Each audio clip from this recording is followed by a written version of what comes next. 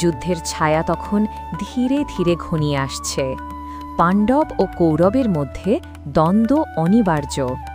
অর্জুন জানেন এই যুদ্ধ শুধু শক্তির নয়, এটা ধর্মের লড়াই। কিন্তু একটাই চিন্তা তাকে গ্রাস করছে, কুরুক্ষেত্রের মহাযুদ্ধে দেবতাদের আশীর্বাদ ছাড়া তিনি কি পারবেন? এই ভাবনা তাকে নিয়ে গেল হিমালয়ের পথে। বরফে ঢাকা পাহাড়ের মাঝে নীল আকাশের নিচে অর্জুন শুরু করলেন তপস্যা, মহাদেবের দর্শনের জন্য। অর্জুন বসে আছেন এক শিলার ওপর, চোখ বন্ধ, নিঃশ্বাস থমকে আছে ধ্যানের গভীরে। দিন যায়, মাস যায়, তবুও অর্জুনের ধ্যান ভাঙে না। বরফ পড়ছে, ঝড় বইছে, তবুও তার শরীর স্থির, মন শুধু একটাই লক্ষ্য, মহাদেব দর্শন। হে মহাদেব, আমি তোমার আশীর্বাদ চাই, তোমার শক্তি চাই। আমার তপস্যা যদি সত্য হয় তবে তোমার দর্শন দাও প্রভু। একদিন অর্জুনের ধ্যান ভেঙে গেল এক অদ্ভুত শব্দে। দূরে বনের মধ্যে এক বিশাল দানব, এক অসুর গ্রামের মানুষের ওপর আক্রমণ করছে।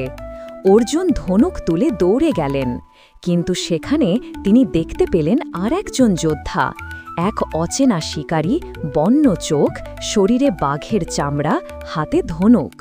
দুজনেই একই সঙ্গে তীর ছোড়েন অসুরের দিকে, আর অসুর মুহূর্তেই মাটিতে লুটিয়ে পড়ে। অর্জুন রেগে ওঠেন, তুমি কে? আমার শিকার তুমি কেন মারলে? শিকারী হেসে বলে, শিকার কার হবে সেটা বনে এসে জানতে হবে রাজপুত্র।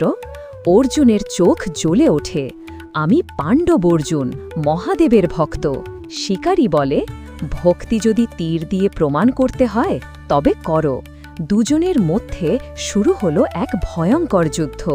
তীরের পর তীর ছুটছে, ধনুকের তার গর্জে উঠছে পাহাড়ে।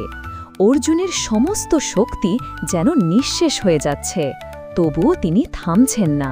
অবশেষে অর্জুন এক মুহূর্তে ধনুক ফেলে শিকারীর সামনে মাথা নত করে বলেন, তুমি সাধারণ মানুষ নও, তোমার শক্তি, তোমার রূপ সবই দেবত্বে পূর্ণ। হে প্রভু, আপনি কে? শিকারীর মুখে এক কোমল হাসি। হঠাৎ চারিদিকে আলো ছড়িয়ে পড়ে। শিকারীর শরীর থেকে উদ্ভাসিত হয় অগণিত জ্যোতি, আর মুহূর্তেই দেখা যায় শিকারীর জায়গায় দাঁড়িয়ে আছেন স্বয়ং মহাদেব। তার পাশে মাতা পার্বতী, মুখে মৃদু হাসি। অর্জুন স্তব্ধ, চোখে অশ্রু। তিনি মাটিতে লুটিয়ে পড়ে প্রণাম করেন। অর্জুন, তোমার তপস্যা আমাকে তুষ্ট করেছে। তুমি সত্যিকারের যোদ্ধা, সত্যিকারের ভক্ত। তুমি আমার দর্শনের যোগ্য হয়েছ। আমি তোমাকে দিচ্ছি আমার সর্বশ্রেষ্ঠ অস্ত্র, পাশুপতাস্ত্র। এই অস্ত্র শুধু তোমার হাতে ন্যায় প্রতিষ্ঠা করবে। প্রভু, আপনার আশীর্বাদই আমার জীবনের সর্বশ্রেষ্ঠ প্রাপ্তি। মহাদেব আশীর্বাদ দিয়ে মিলিয়ে যান আলোর মাঝে।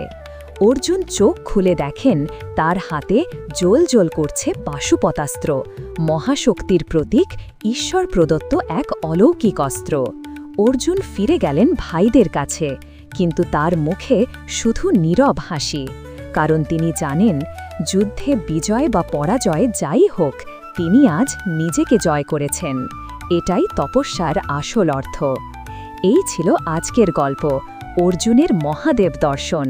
এরকম আরও পৌরাণিক গল্প জানতে চ্যানেলটি সাবস্ক্রাইব করুন বং টার্ন।